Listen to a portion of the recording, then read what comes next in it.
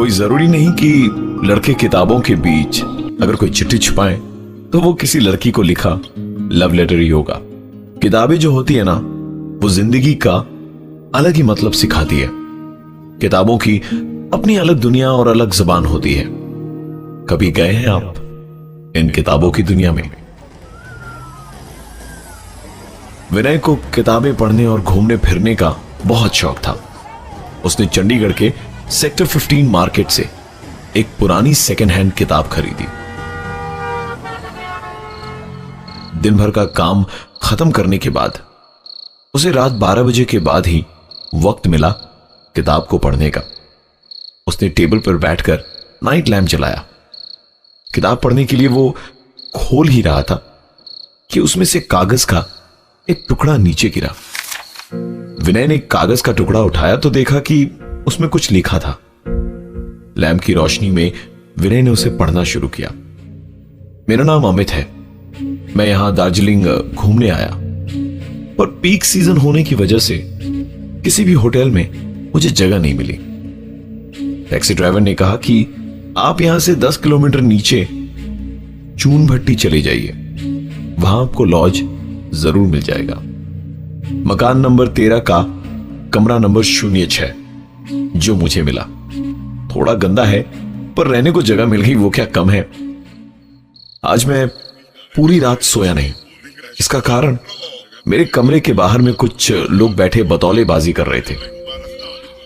आज यहां मेरा चौथा दिन है, पर पिछले 2 दिनों में मेरे साथ जो हुआ उस पर यकीन करने को दिल नहीं कर रहा। उस रात जब मैं सोया तो आधी रात गए एक आवाज सुनी। मुझे लगा कोई चूहा वगैरह होगा, तो मैंने ज्यादा ध्यान नहीं दिया। लेकिन तकरीबन 15-20 सेकंड्स तक जब वो आवाज लगातार आती रही तो मैंने उस आवाज को ध्यान से सुनना शुरू किया। वो आवाज मेरे बगल में पड़ी टेबल से आ रही थी। मैंने तुरंत नाइट लैम्प जलाया तो देखा,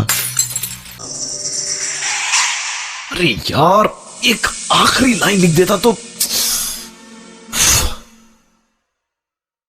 कुछ ऐसा ही महसूस कर रहा था विनय, और चिट्ठी की कहानी को पूरा जानने के लिए वीकेंड पे पहुंचा चून भट्टी। मकान नंबर 13, कमरा नंबर 06। रूम सर्विस वाले के जाते ही विनय ने कमरे का एक एक कोना छान मारा।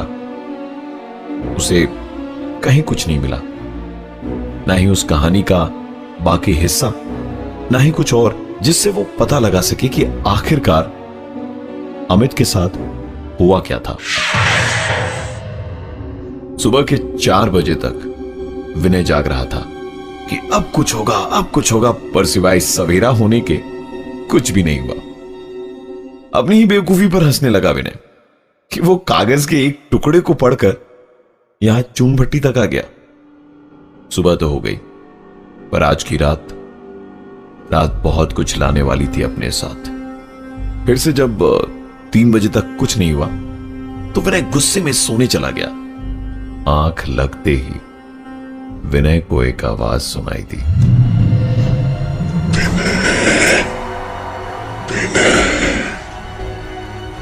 मैं अमित,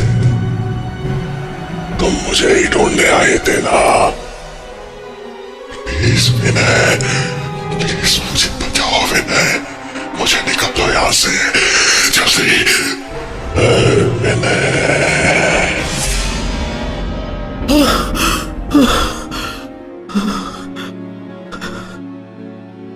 जिस अमित को वो जानता भी नहीं था, विनय ने ना सिर्फ उसकी आवाज सुनी बल्कि उसका चेहरा भी देखा।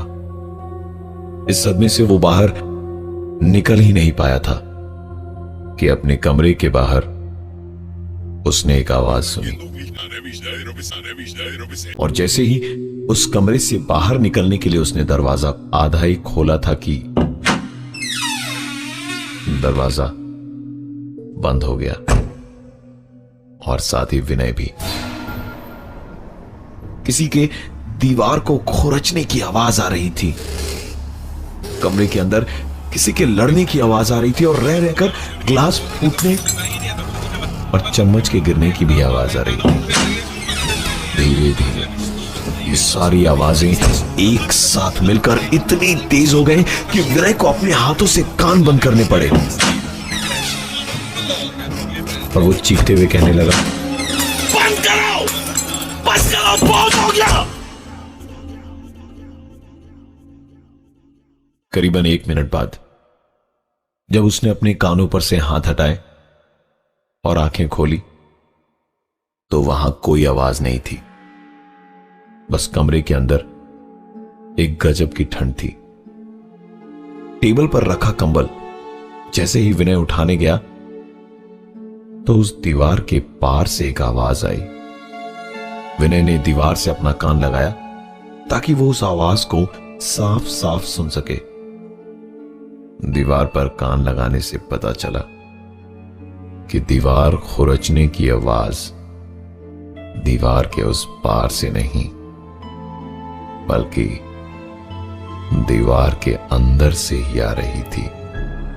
बड़े ध्यान से उस आवाज को सुनने की कोशिश करी तो सुनाई दी और एक आवाज, विनय, ये दीवार मेरा घर है और अब तुम्हारा भी। सर आपकी सर सर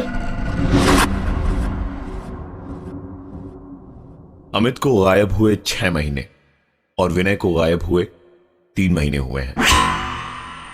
चंडीगढ़ के सेक्टर 15 के मार्केट में एक किताब आई है और उस किताब में है फिर से एक चिट्ठी जिसकी आखिरी लाइन है, कोई मुझे अपनी तरफ खींच रहा है। शायद ये वही आवा